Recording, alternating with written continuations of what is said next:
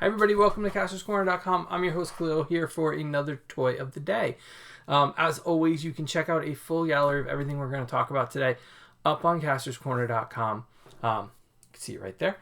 You can follow us. We are at Kastor's Corner on all social media, and you can check out the Cornercast podcast. Subscribe to that. Subscribe to this. The more of you that subscribe, the more cool things we get to do, and then we get to share them with you. And I usually end that way, and I'll put in the plea there too, but we really appreciate all the new followers and viewers, and we appreciate all the comments.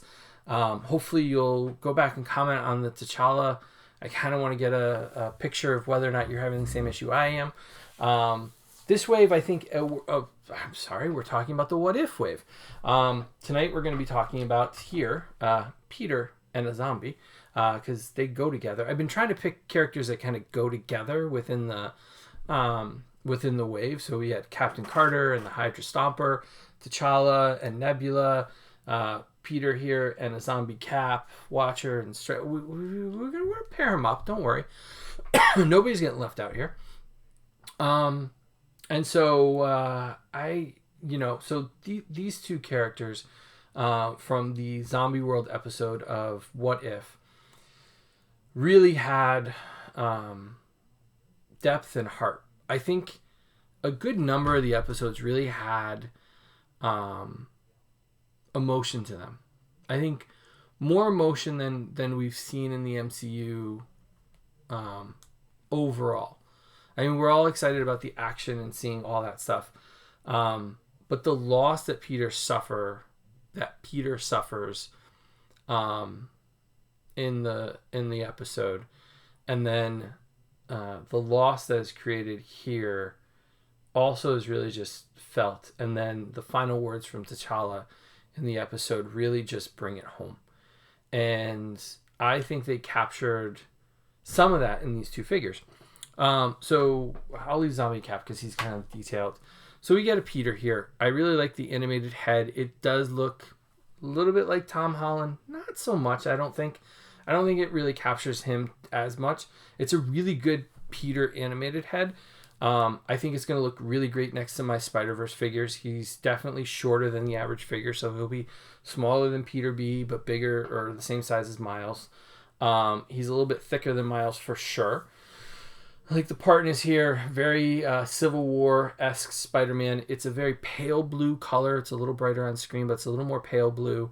I like the different symbols that we see here for the spiders on the back and the front. This is very reminiscent of his Homecoming suit with slight differences. He definitely has the wrist web shooters that definitely stand out on this figure. And he comes with whip hands, of course. You can change him out, though, so that you can give him his fighting fists here, as well as mask him. So his whole body is protected by a costume against zombies. There we go. And so you have a very standard-esque Spider-Man here for the What If line. And I think this is, pinless arms, which is great. I think this is one of the first times we're seeing pinless arms on a Spider-Man. I think we saw some of it with the No Way Home wave that we reviewed a little while ago. But look at that. Like, there's no red bleed through or blue bleed through on the arms. And I think that is amazing that finally 2021 they figured out to not give us pinless arms on these figures, which is really, really great. Now he has one accessory. It's like it's alive, just like in the show. Yes, you do see two Sentinels back there. The third child's coming home soon. May already be here by the time you see this. He does come with Doctor Strange's cape, which is a great addition. It is a great accessory in the show, and it's better on him. It does just sit. There is no back peg, thankfully, to give this a very nice look for the spider. This actually might be one of my favorite Spider-Man figures if they've ever made. So it just kind of sits there. It does seat really well on its shoulders. It kind of curls over a little bit, so it doesn't fall off very easily. You can see I can kind of shake the figure, even turn it. I don't think I can do upside down. No, upside down's not going to work. But it does seat really well on him. The other figure from the episode is a zombie Cap. So, being a kid's toy, they definitely weren't going to cover him in blood. So they found a little bit of a workaround for it. And you'll see it more in the pictures. But on his face and on his shield, as well as different body parts, that is not red blood, right? That is purple blood. So it's almost like it's something out of Star Trek. So he's definitely not as bloody as he could be.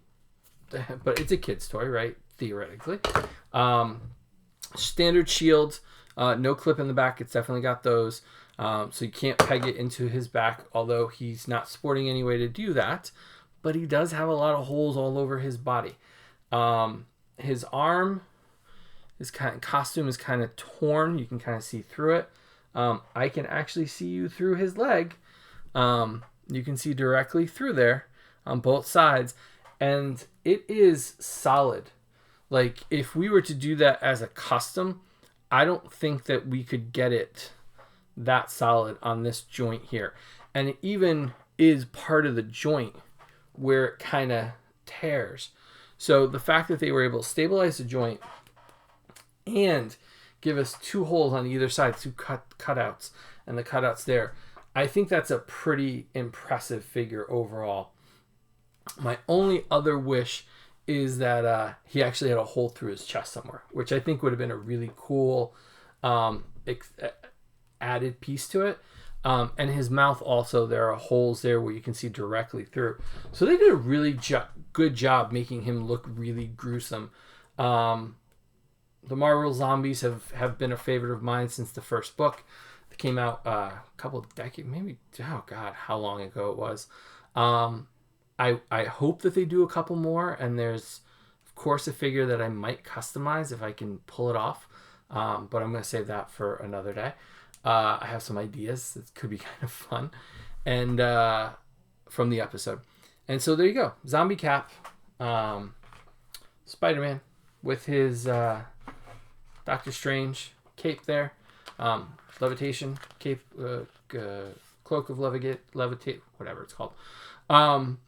So there you go. I think these are really impressive. If not for T'Challa, these might be 2 of my favorites in the wave. Definitely stand out as 2 of my favorites in the wave. Really, all the What If characters are my favorite. The only one I have some thoughts on, we'll get to in another review. So full gallery of these guys up on castorscorner.com. You can follow us. We are at Kastor's Corner on all social media. If you forget any of those, the links are down below. And while you're there, hit the subscribe button. The more we get subscribed, the more cool things we get to do, and then we get to share them with you. So that'll end the night. As we say at the end of every night, Jaxie, we miss you and we love you and we wish you were here. And for those of you coming back tomorrow for another Toy of the Day, we will see you here on Kastor's Corner. We're looking forward to it. More What If, or this might be the end. I don't know. We'll see how it kind of plays out. Thanks for watching, guys. We'll see you tomorrow night here on castorscorner.com. Have a good night, everybody.